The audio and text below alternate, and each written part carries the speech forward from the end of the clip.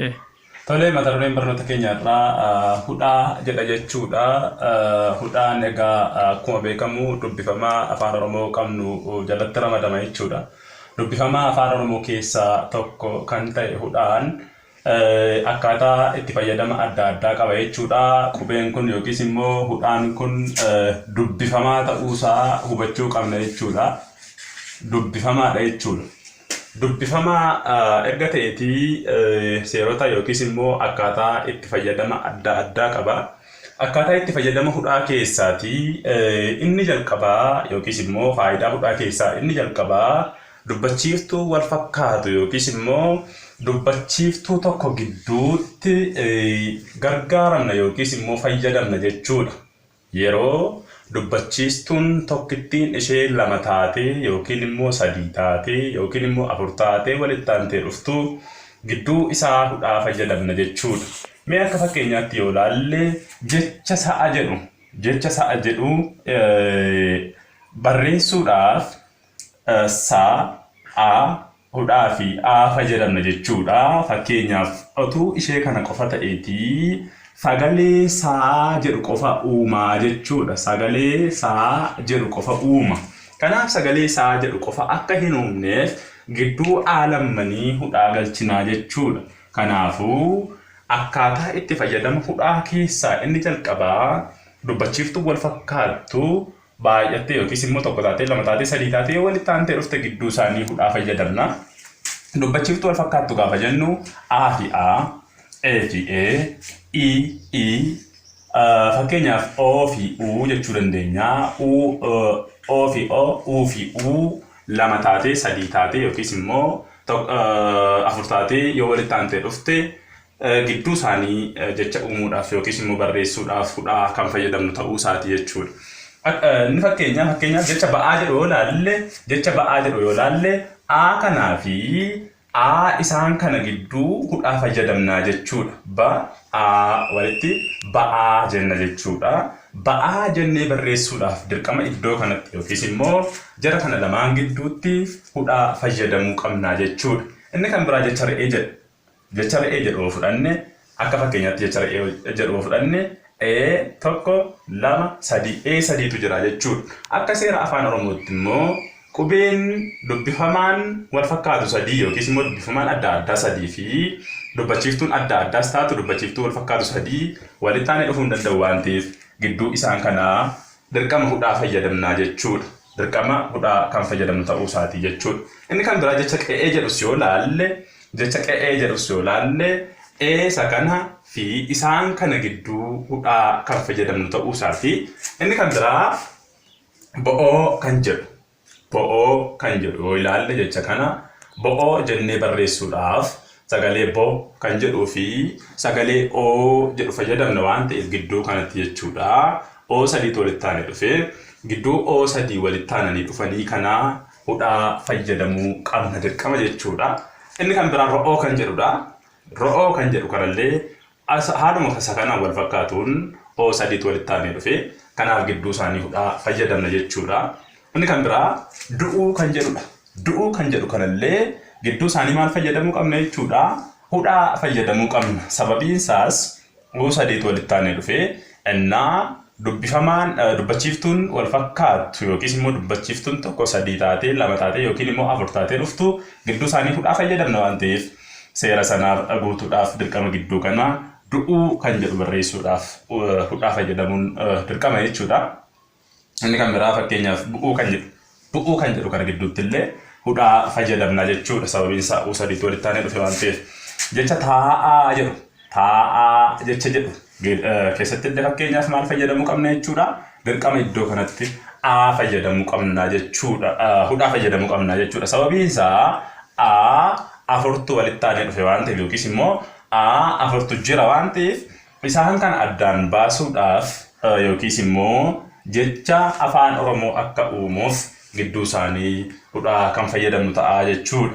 Akka waliigalaatti egaa seera inni jalqabaa yookiis immoo akkaataa itti fayyadama hudhaa keessaa inni jalqabaa dubbachiiftuu wal fakkaatu sadii yookiin lama yookiis immoo afur ta'uu danda'a jechuudha. Isaan kun darbanii jechuun ni mul'atu waan ta'eef gidduu isaan kanaatti hudhaa kan fayyadamnu ta'uu isaatii jechoota isaan kana hudhaa har'aaf fakkeenya akka ta'u sansinii fudhadhee jechoonni kana caalaa hin jiru jechuudha baay'een isaanii kanaaf isaan sana isin ilaaltanitti guuttachuu dandeessu jechuudha. Inni kan biraa lammaffaan dubbachiiftuu adda addaa gidduutti dubbachiiftuu adda addaa 2-3 gidduutti maal fayyadamna hudhaa fayyadamna. Akka seera afaan Oromootti dubbachiiftuun adda addaa 2 otoo hudhaan gidduu hin galin yookiis immoo otoo qubeen hudhaa gidduutti hin barreeffamin dubbifamuus ta'ee barreeffamuu danda'u jechuudha. Kanaaf A fi E yoo jiraatan A fi I, E fi A, E fi I, O fi U fi kanneen kana fakkaatan yoo walitti aananii dhufan yookiis immoo dubbachiiftuun adda addaa walitti aananii yoo dhufan gidduu isaanii hudhaa fayyadamnaa jechuudha. Fakkeenyaaf jecha ba'uu kan jedhu kana yoo laalle ba'uu kan jedhu barreessuudhaaf A fi U gidduu hudhaa galchuu qabna jechuudha. A fi U gidduu qubee hudhaa fayyadamuu qabna yookiis immoo qubee hudhaa galchuu qabna jechuudha. Inni kan biraa ta'uu kan jedhu kullee sanaan wal fakkaata jechuudha. A fi U hudhaa gidduu galchuu qabna. Bu'aa kan jedhu sanuma jechuudha. Bu'aa kan jedhu gidduu kana maal barreessuu qabna jechuudha. Bu'aa kan jedhu barreessuudhaaf isaan kana gidduu maal fayyadamuu qabna? Hudhaa fayyadamuu qabna. Maaliif hudhaa fayyadamna? Sababni isaa dubbachiiftuu adda addaa lamatu walitti aanee dhufee jechuudha. Dubbachiiftuu adda addaa lamatu walitti aanee dhufee waan ta'eef gidduu isaanii fayyadamna. Hudhaa fayyadamna. Du'a, ji'a, ta'e, da'e, e'uu fi kanneen kana fakkaatan jechoota baay'een jiraachuu danda'u. Jechoota baay'ee sana keessaa akkasitti barreessuudhaaf yookiis immoo bifa kanaan barreessuudhaaf hudhaa kan fayyadamnu ta'uu isaatii jechuudha. Jecha ba'uu jedhu barreessuudhaaf A fi U'n gonkumaa walitti aananii dhufanii dubbifamuu danda'an akka seera afaan Oromootti waan ta'eef gidduu isaanii hudhaa galchuun barbaachisaadha. A fi U addanatti U fi A'nis fakkeenyaaf E fi I'nis kanneen kana fakkaatan walitti aananii dhufanii barraa'uu hin danda'ani waan ta'eef isaan kana gidduu hudhaa kan fayyadamnu ta'uu isaati jechuudha. Seerri inni lammaffaanii yookiis immoo akka itti fayyadama hudhaa keessaan lammaffaanii. Inni sadaffaan immoo dubbifamaa fi dubbachiiftuu gidduutti ennaa tokko tokko ni fayyadamna jechuudha hudhaayi. Inni kun fakkeenyaaf akka fakkeenyaatti yoo ilaalle jecha bal'aa jedhu barreessuudhaaf gidduu laa fi A kana maal fayyadamuu qabna? Hudhaa fayyadamuu qabna. Yoo hudhaa hin fayyadamin yookiis immoo gidduu kana osoo hudhaan hin jiraanneeti jecha balaa jedhu uuma malee jecha bal'aa jedhu hin uumu. Fakkeenyaaf jecha balaa jedhu uumaa jechuudha iddoo kanatti.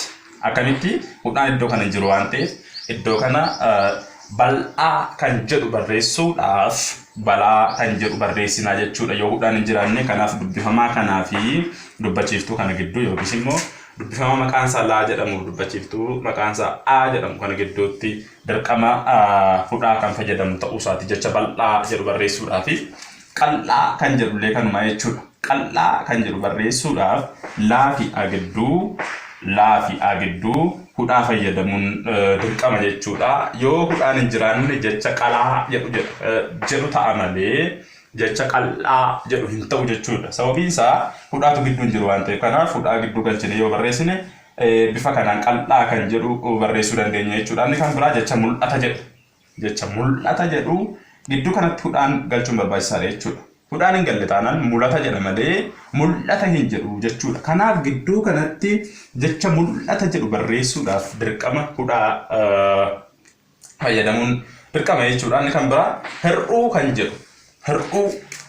kan jedhu iddoo kana utuu hudhaan hin jiraanneeti jecha hiruu jedhu ta'a. Hiruu kan jedhu sun immoo jecha hir'uu jedhuun wal fakkaachuu dhiisuu danda'a yookiis immoo tokko miti waan ta'eef gidduu kana hudhaan kan fayyadamnu yookiis immoo hudhaa kan fayyadamnu ta'uu isaati jechuudha. Inni kan biraa fal'aana kan jedhullee mil'uu kan jedhullee jechoonni kan biraas jiraachuu danda'u jechuudha. Kanaaf isaan kun hundumti isaanii dubbifamaaf dubbachiiftuu gidduutti yookiis immoo bifa kanaan jechoota kana barreessuudhaaf hudhaa kan fayyadamnu ta'uu isaati jechuudha.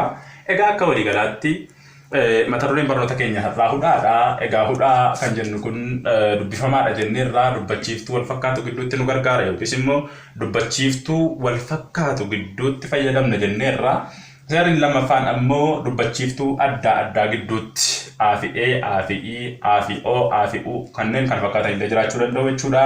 Ba'uu, ta'uu, bu'aa, du'aa, ji'a, ta'e, da'e, ce'uu fi kanneen kana fakkaatan jechoonni ni jiru jechuudha. Kanaaf jechoota akkasii kanatti bifa kana barreessuudhaaf dirqama fudhaa kan fayyadamnu ta'uusaa beekuun barbaachisaadha jechuudha.